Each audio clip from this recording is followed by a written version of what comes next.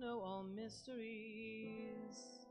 All hidden things are opened up to me, but I don't know the first thing about love.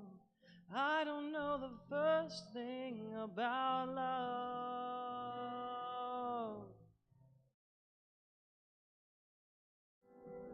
I have the keys to open any door, give all my possessions to the poor, but I don't know the first thing about love. I don't know the first thing about love,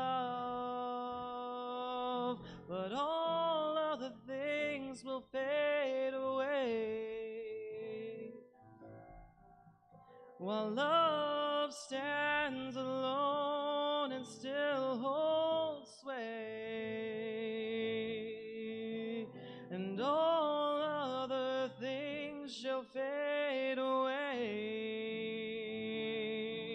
into the ground, into the grave. I give my body up into the flames, and never once have I denied your name, but I don't know the first thing about love. I don't know the first thing about love. I don't know the first thing about love.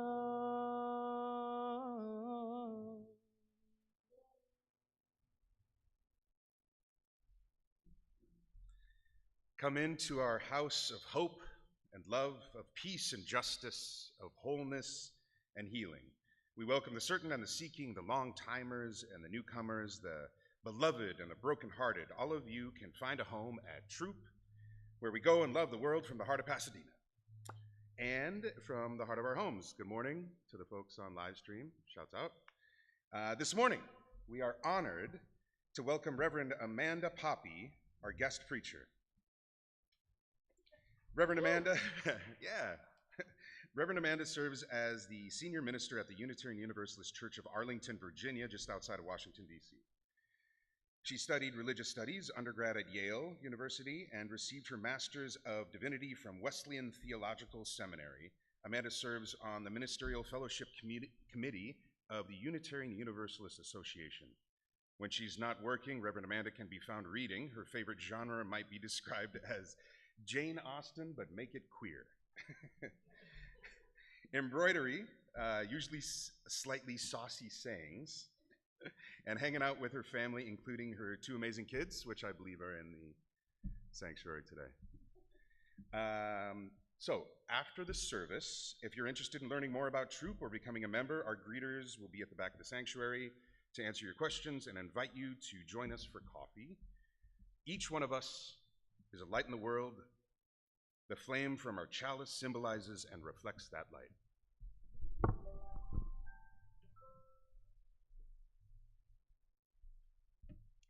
Our time together in worship is intimately connected with our daily lives. As a symbol of that connection, we light our chalice with a flame from our candles of hope and witness. Our chalice lighting words come to us from the Reverend Karishma Gottfried. Each of us was created in the image of love. Wherever we come from, wherever we're going, whoever we are, whomever we love, we proclaim with love on our side. Our bodies are sacred. Our minds are blessed. Our spirits are beloved. May we be open to receive more love, always more love. We light a second candle to honor the people and ancestors whose lands we now occupy. The land under and around Throop is the unceded land of the Gabrielino Tongva Band of Mission Indian people. May this knowledge and awareness lead us into dismantling systems of supremacies and oppressions. We light a third candle symbolizing our watershed, the Arroyo Seco. May their waters continue to nourish life in our communities. We take a moment of silence, holding all of these in our hearts. Now please rise as your body and spirit allow for our opening hymn, When Our Heart is in a Holy Place, number 1008, in the Teal hymnal.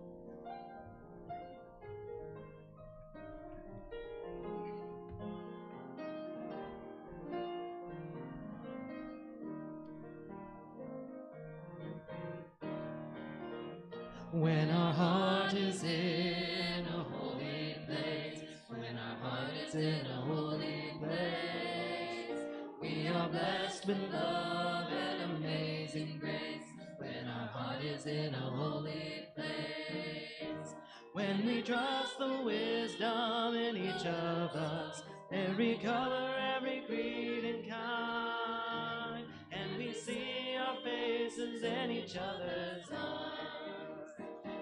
Heart is in a holy place. When our heart is in a holy place. When our heart is in a holy place.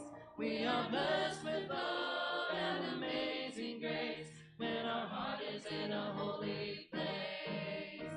When we tell a story from deep inside, and we listen with a loving mind, and we hear our voices in each other's words, then our heart is in a holy place.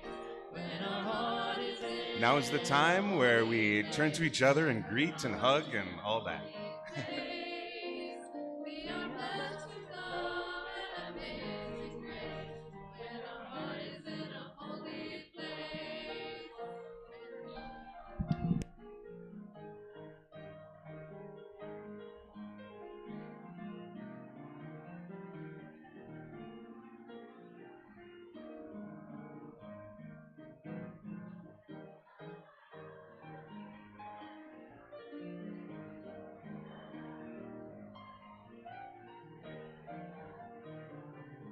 Thanks, Daddy.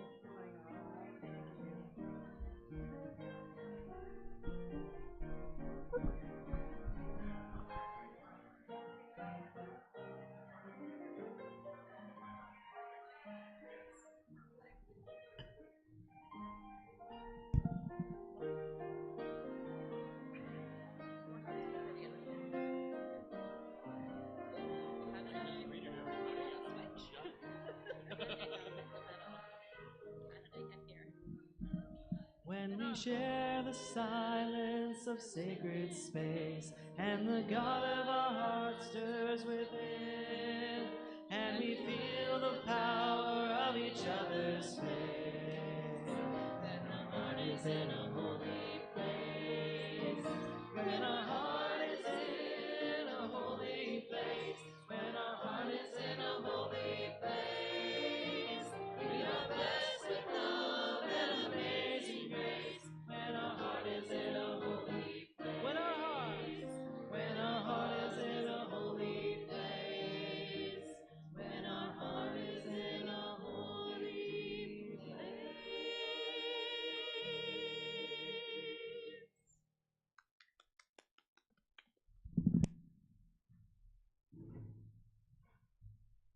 So each week we recite the Throop promise to our planet.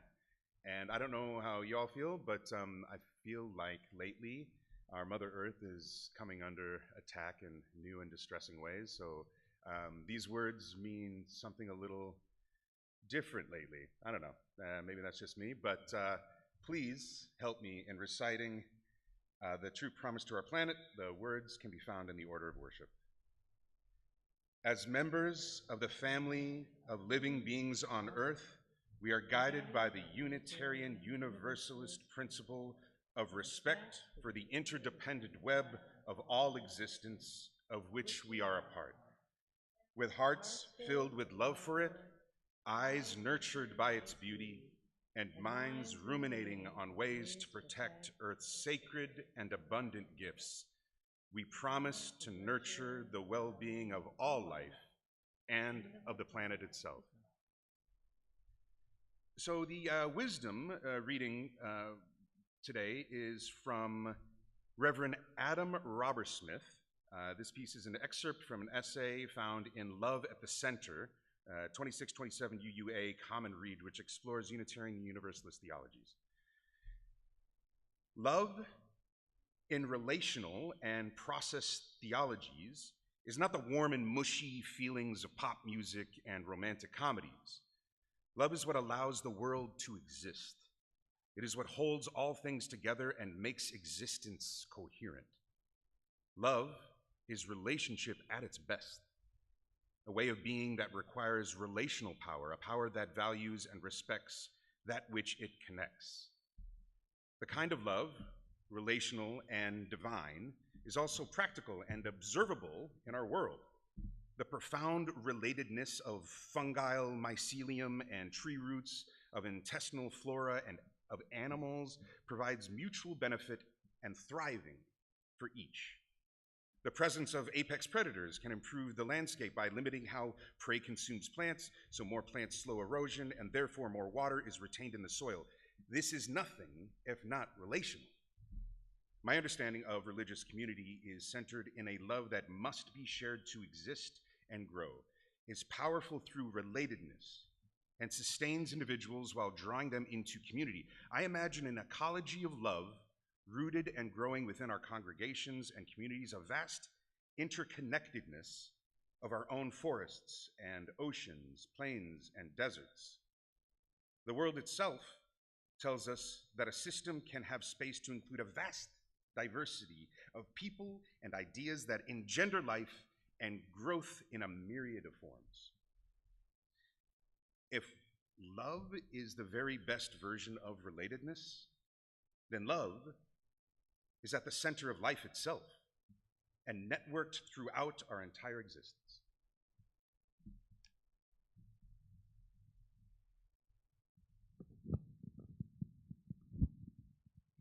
Thank you so much for that. I feel like worship associates are often, when you have a reading that starts, well, in process theology.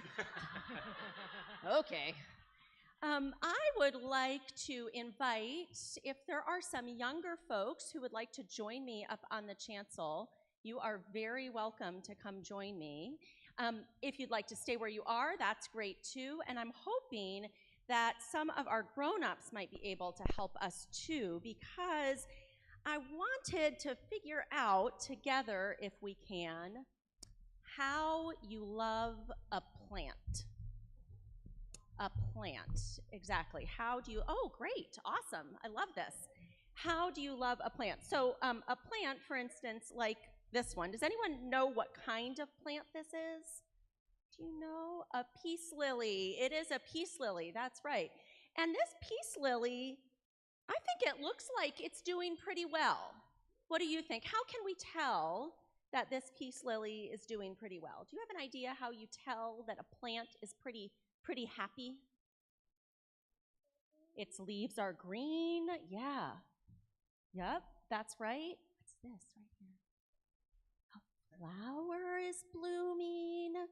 The leaves feel good, right? Someone is taking really good care of this plant. Someone is, oh, is it you? Oh, great, we have the expert with us.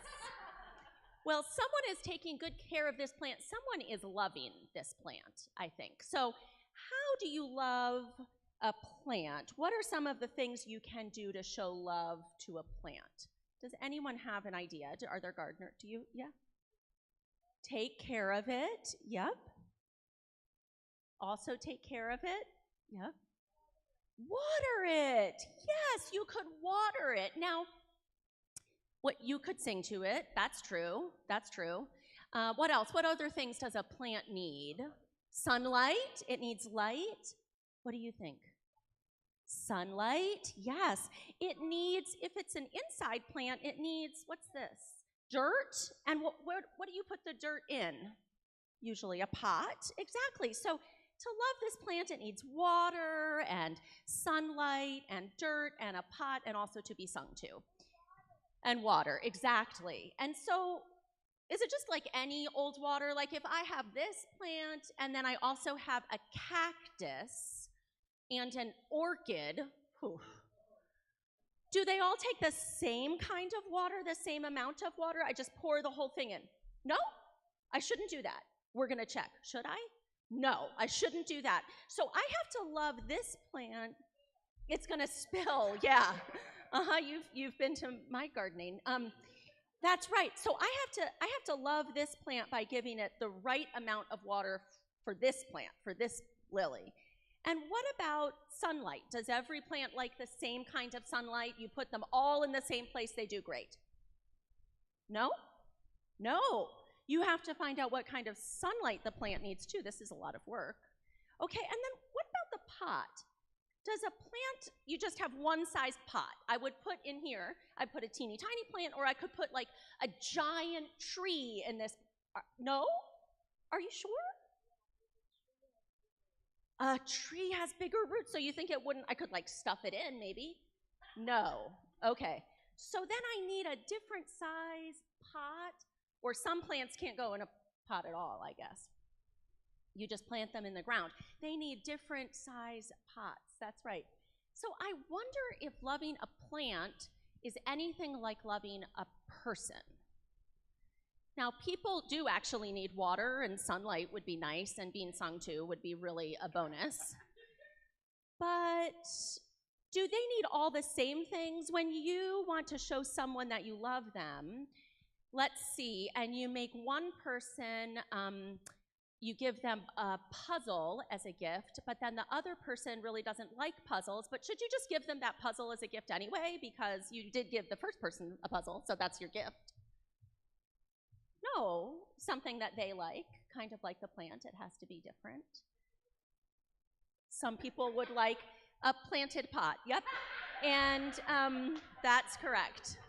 So just like the plant, we have to love people the way they want to be loved, right? With what they need. And I think about that with sunlight and water, but I also think about it with the size of the pot.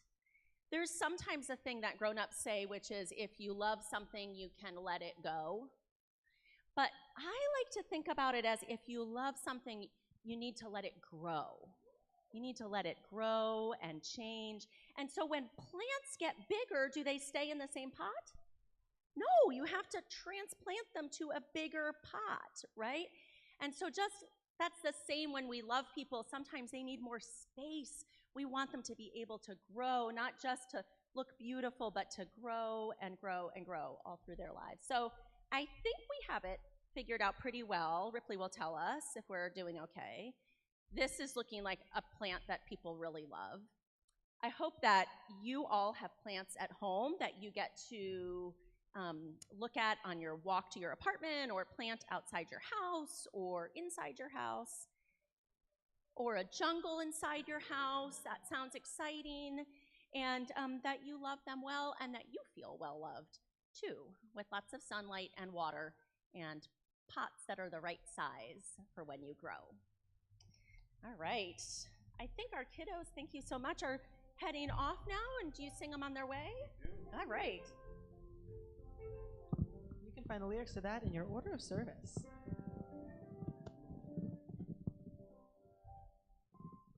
For you shall go out in joy, for you shall go out in joy, and come back in peace, and come back in peace.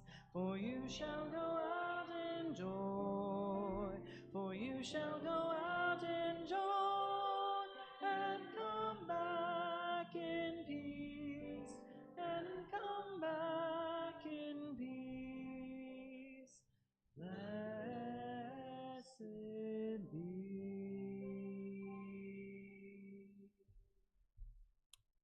So I chose this poem I'm about to read when I heard about the theme for today, Love at the Center. I'm not going to lie, I've used this poem a couple times when I've officiated some weddings.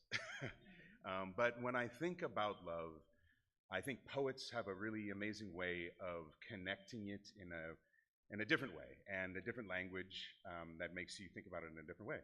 So this poem is by E.E. Cummings. He wrote it in January of 1939.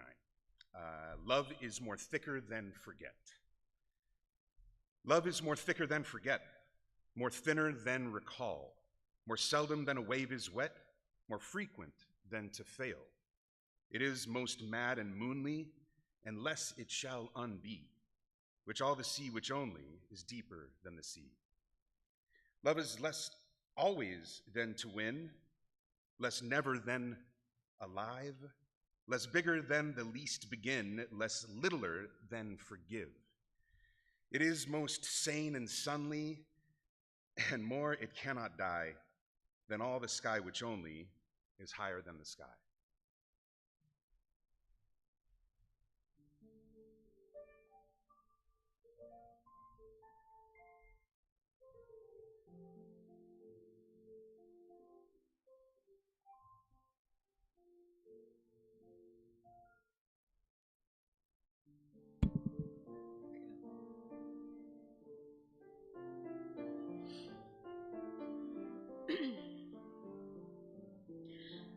My blood doth rise in the roots of yon oak, her sap doth run in my veins, boundless my soul like the open sky, where the stars forever have lain.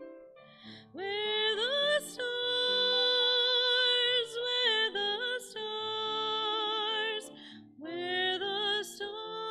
forever have lain.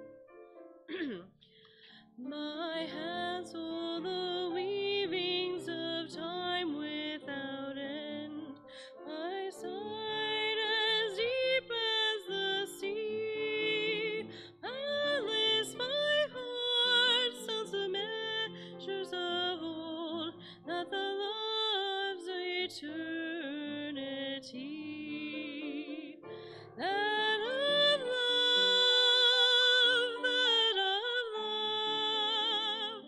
that of love's eternity. I feel the tides as they answer the moon, rushing on a far distant sand, ringing my song as the wind my breast, and my love blows over the land. And my love, and my love blows over the land. My love would old into new, our dreaming shows us the way. Wondrous faith petals deep in the earth, rising green to bring us a new day. Rising green, rising green to bring a new day. Rising green,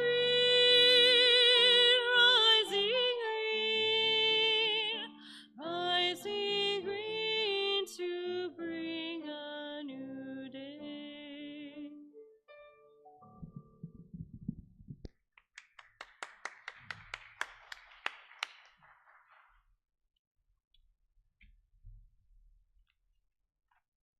This church, it's our church. We support it through our gifts of time, our gifts of talent, and our gifts of treasure. We pause each week in worship for a moment of financial generosity and ask you to make a donation to Throop. You can give online. The directions are in the order of worship, or place your gift in the offering plate. If you're a first-time visitor, please let the offering plate pass you by. Thank you so much for supporting our life together. The offering will now be gratefully received.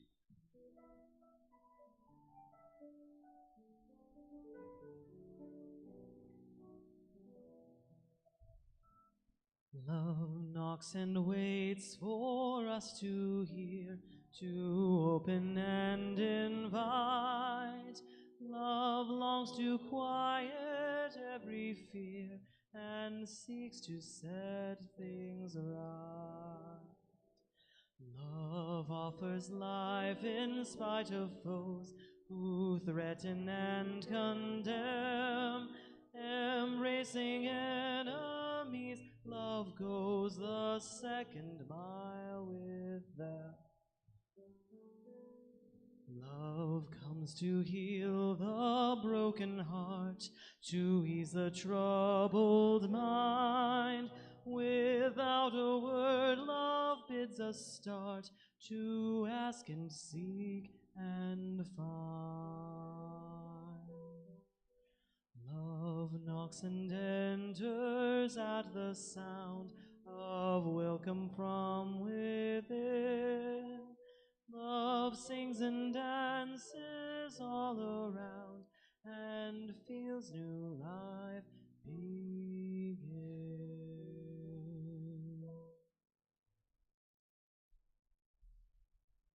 In the spirit of gratitude, we lift up our thanks to those supporting our worship service today.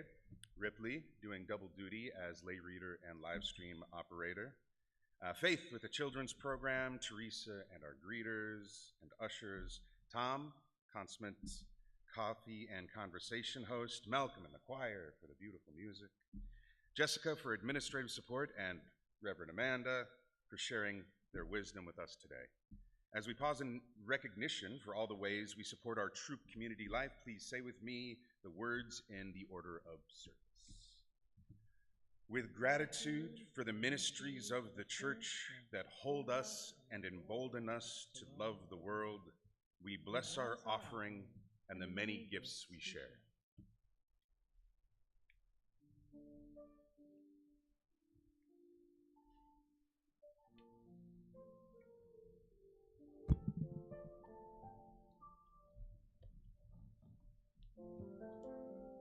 I invite you now to rise in body or in spirit and join in hymn number 18. I invite you now, better, to rise in body or in spirit and join in hymn number 18. It's in your gray hymnal.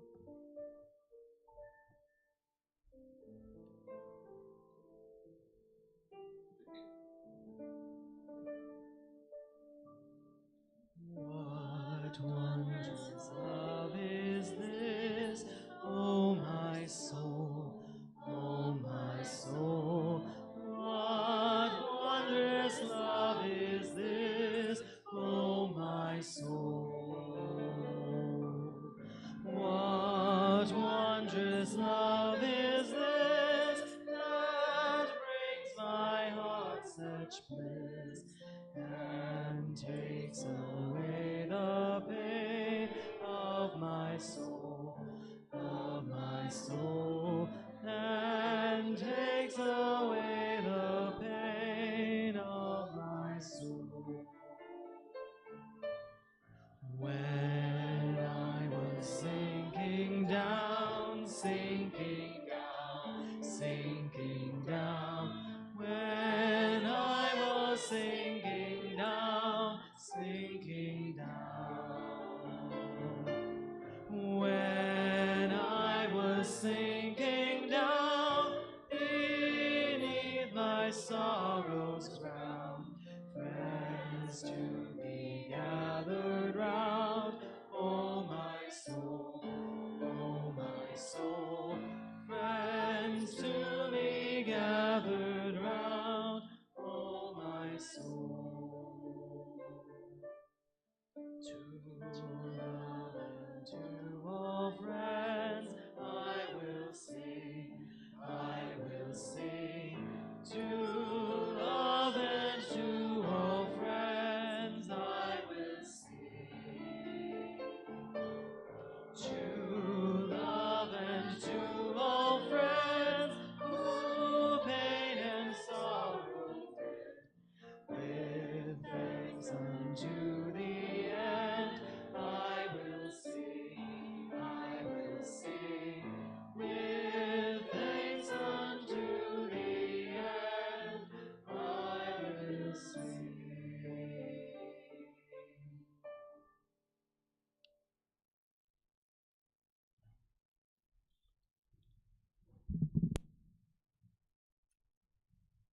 Choir, thank you so much for that beautiful piece. That is one of my favorite hymns, and it holds such a melancholy note to it, one of love, but a love that can hold complexity.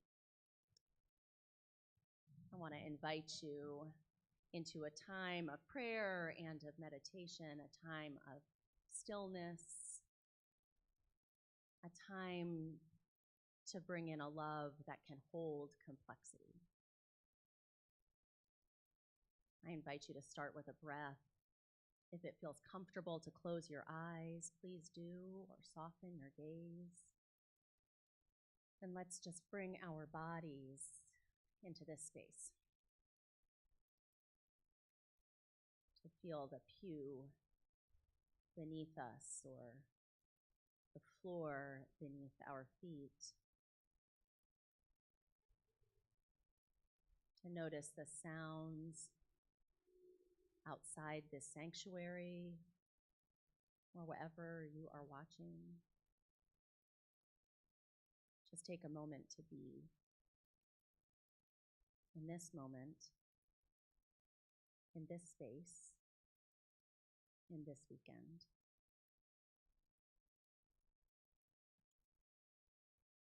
Spirit of life and love, God of many names and beyond our naming, we open our hearts in this moment. We open our hearts to the joy that we hold, to the flowers that greeted us on our way this morning, to the sun, to the breeze. We open our hearts to the joy in our own lives and in the world around us. We open our hearts to sorrow and grief. We make space for our companions of loss or longing. We make space for anger, for anxiety about our own lives or the state of this world, this country. We just make space in this moment. We welcome in. Spirit of life and love, you weave among us, connecting heart to heart, though we may not be able to see it. Help us to imagine it, to create it, to feel it, to know that as our hearts open up to all that is, they are not alone, that they beat with the other hearts here and far beyond these walls. Spirit of life, wrap around us with care, with love, and with connection. May it be so. Amen.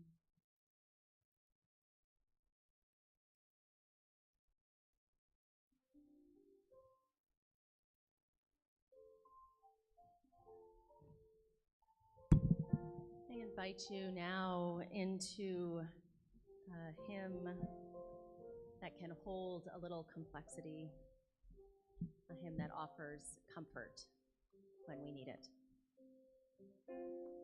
10:12, When I Am Frightened. I think the choir leads this one.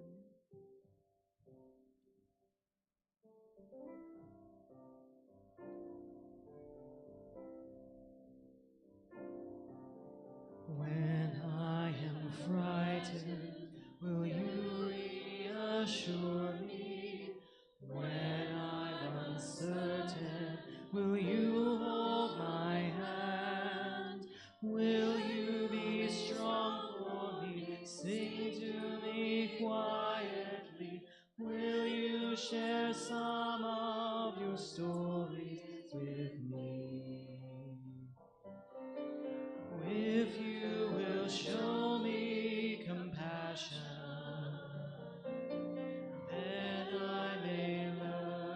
to care as you do, then I may learn to care. When I am angry, will you still embrace me?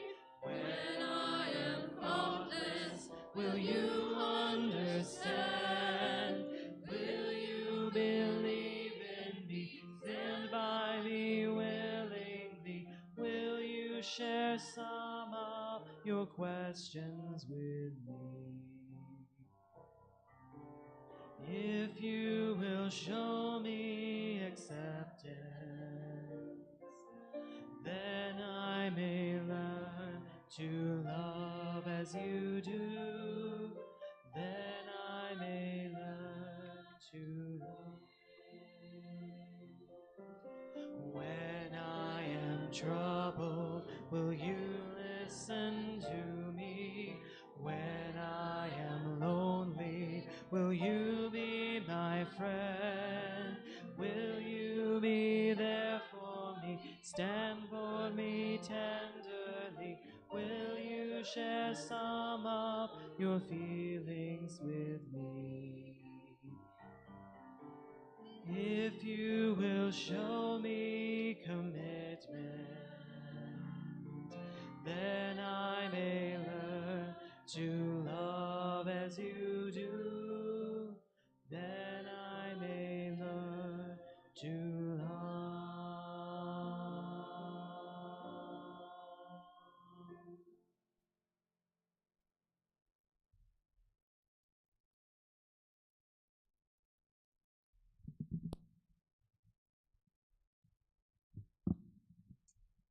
Thank you again. Thank you so much, choir and Malcolm. What a joy to have such beautiful music this morning. I am glad to be with you all. As you have heard, I serve a congregation in Arlington, Virginia, which is just outside Washington, D.C. And I'm out here in California. And one of the things that is a real pleasure when traveling is the chance to go to a different Unitarian Universalist congregation, whether I'm preaching or not. And, to sort of walk up, I parked my car and made my way, and I thought maybe this was the church, and I wasn't quite sure. They all look different from the outside. And then you come in and you see a flyer with a chalice in a plastic holder, and there you go. You're home.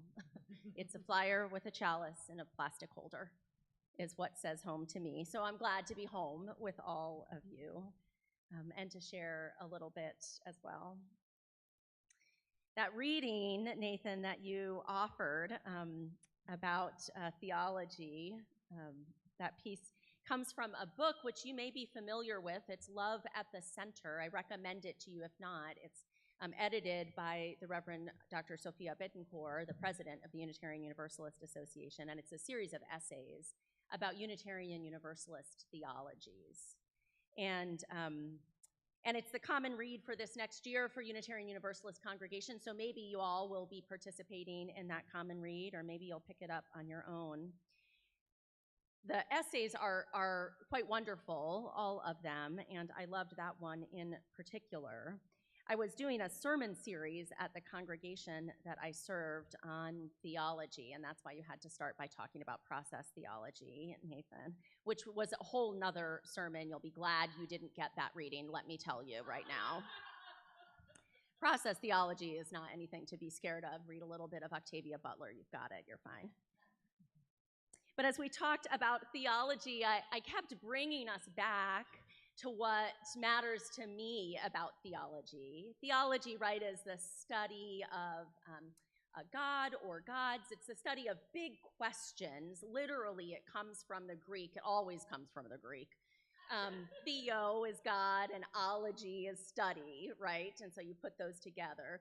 But in a broad context, in any kind of progressive religious context, we're talking about the study of the big questions, about where we came from or where we're going, and about what it means now.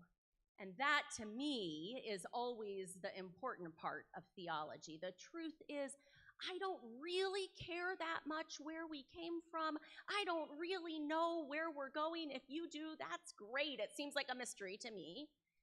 But I care a lot about what we do while we're here. I care a lot about how we find meaning in our own lives and about how we treat each other and how we build the kind of world that we can just sometimes glimpse as possible.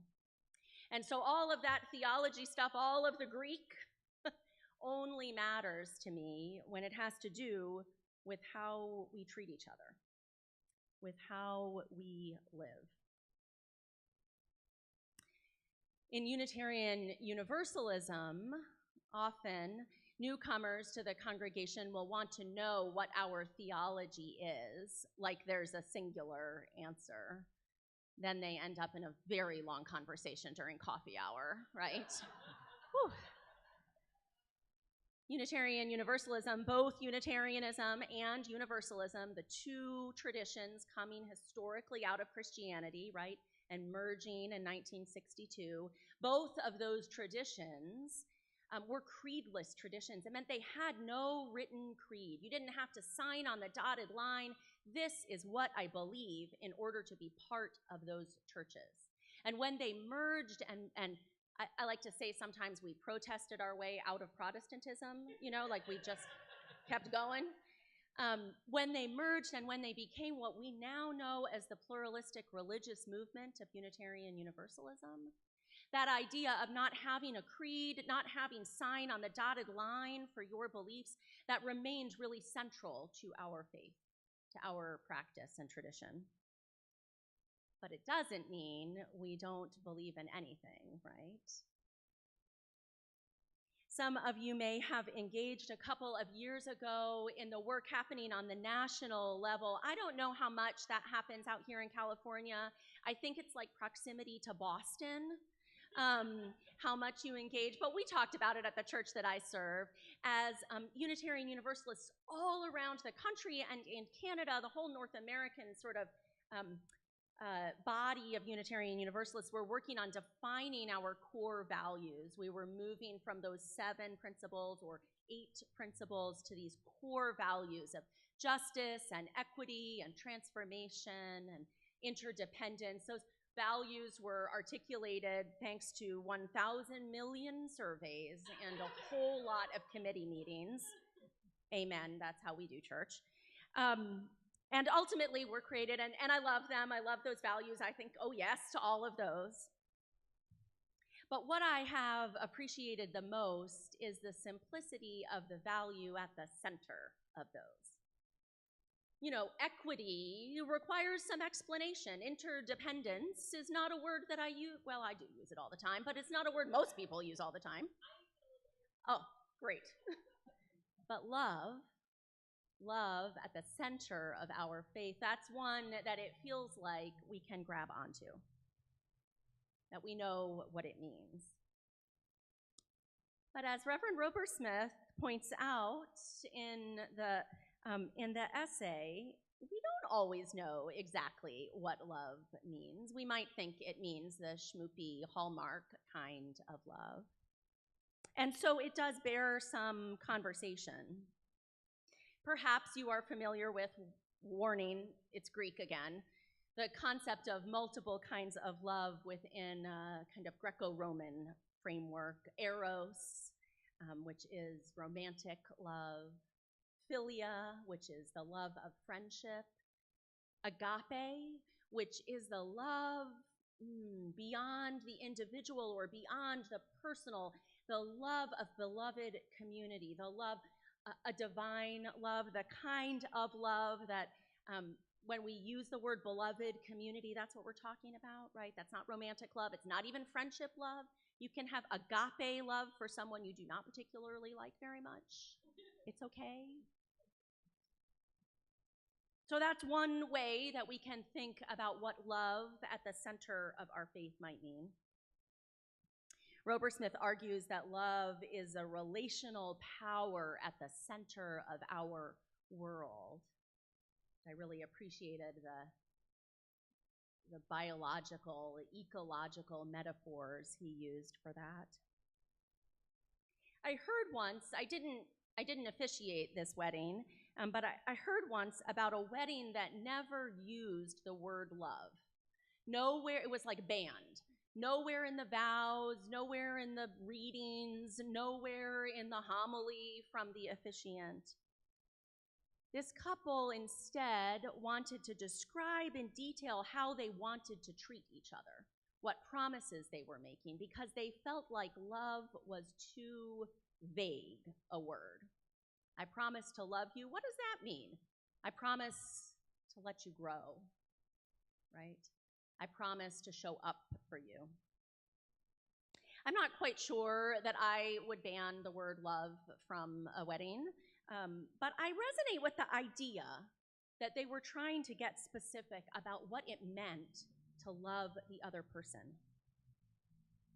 What would it mean? What kind of love were they hoping to build in their marriage? There are, indeed, different kinds of love, even within one of those eros, philia, agape categories. The feminist and womanist theorist Bell Hooks, in one of her books, All About Love, New Visions, wrote that love is the will to extend oneself for the purpose of nurturing one's own or another's spiritual growth.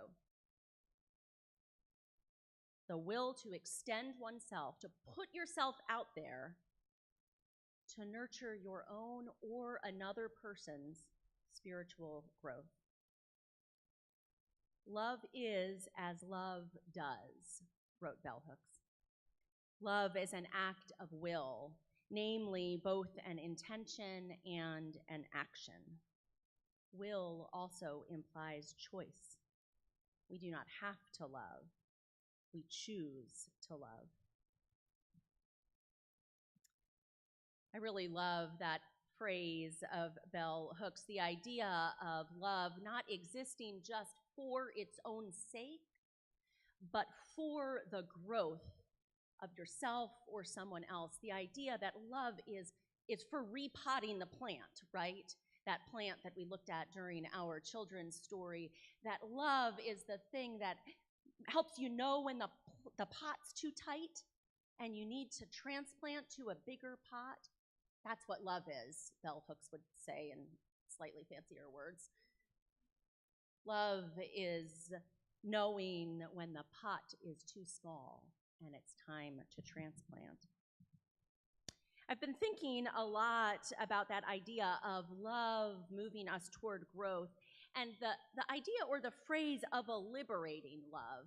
Often when I talk about love at the center of our faith, I make sure to name it's a liberating love. It doesn't tie us down, but it opens us up instead. It opens us up personally, our own hearts, our own relationships, and it opens up the world to us as well and us to the world. It is for our liberation, all of us. Bell Hooks has another quote that I love. I did use this one in a wedding once. The moment we choose to love, we begin to move against domination, against oppression. The moment we choose to love, we begin to move towards freedom, to act in ways that liberate ourselves and others. The couple that chose that particular quote for their wedding, they wanted to make sure, as they had this beautiful wedding that looked a lot like, a wedding you'd see in a magazine, they wanted to make sure that it was clear to themselves and to their family and to the people who had gathered that the kind of marriage they were building was a marriage of freedom, a marriage that worked against oppression in their own relationship and in the world, that that's part of who they were, part of the family they were creating. You may have heard that historically, marriage has been, like a little so-so on oppression. Historically, we think about thousands of years back, about the evolution of marriage beginning as a way to consolidate land among land-owning people, right? And then used within a patriarchal system of control. Marriage is like, I don't know about that. And so the idea of naming exactly what love was coming into that marriage for this couple, it was a way of queering, really, right? Of queering marriage, of queering their wedding, of queering love, of naming it as this is the sort of love we are building here. A liberating love. A love that notices when the pot is too small for the plant and seeks to transplant to a bigger pot. A love that is looking for our growth and our thriving, our change in the world.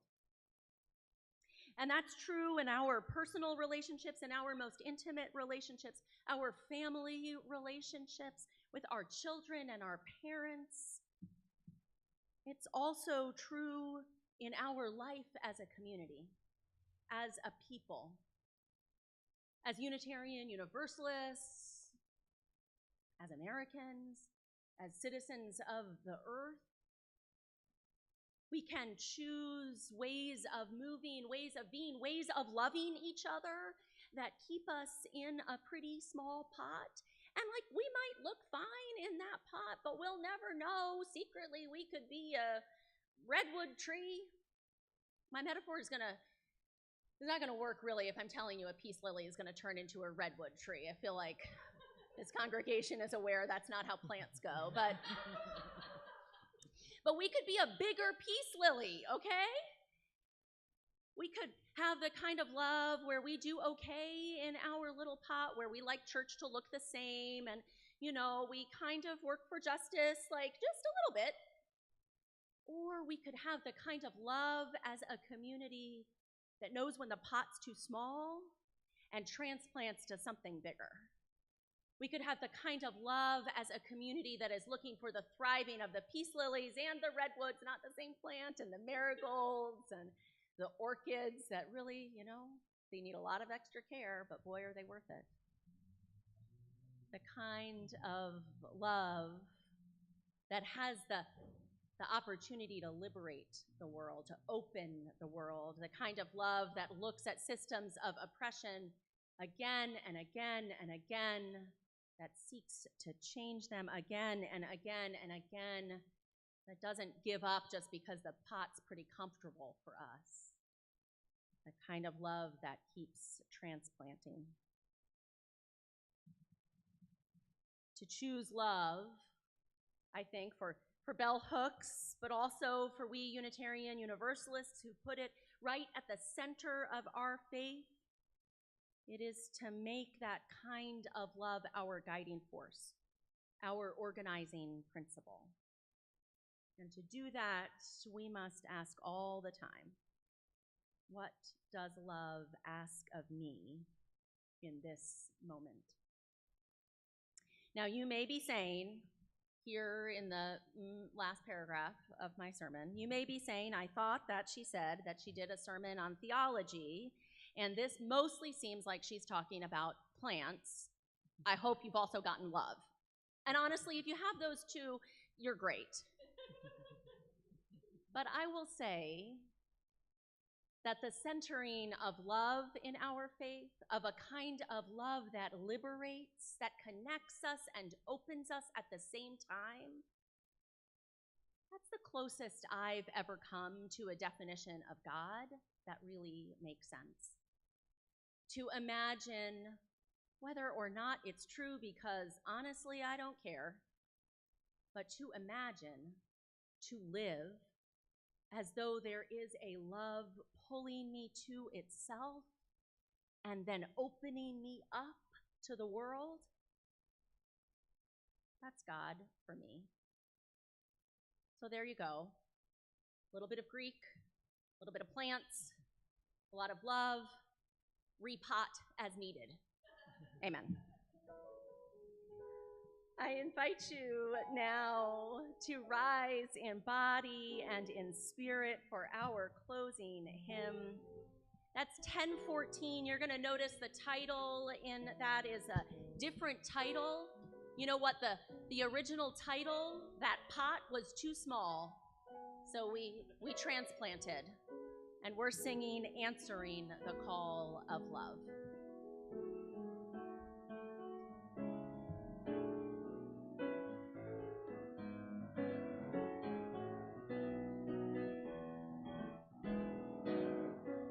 The promise of the Spirit, faith, hope, and love abide. And so every soul is blessed and made whole. The truth in our hearts is our God. We are answering the call of love. Hands joined together as hearts beat as one, emboldened by faith, we dare to proclaim we are answering the call of love. Sometimes we build a barrier to keep love tightly bound, corrupted by fear, unwilling to hear, denying the beauty we found. We are answering the call of love. Hands joined together as hearts beat as one, emboldened by faith, we dare to proclaim we are answering the call of love. A bright new day is dawning, when love will not divide. Corrections of grace in every embrace, fulfilling the vision divine. We are answering the call of love. Hands joined together as hearts beat as one, emboldened by faith, we dare to proclaim we are answering the call. We are answering the call. We are answering the call. We're answering the call. We are answering the call of love.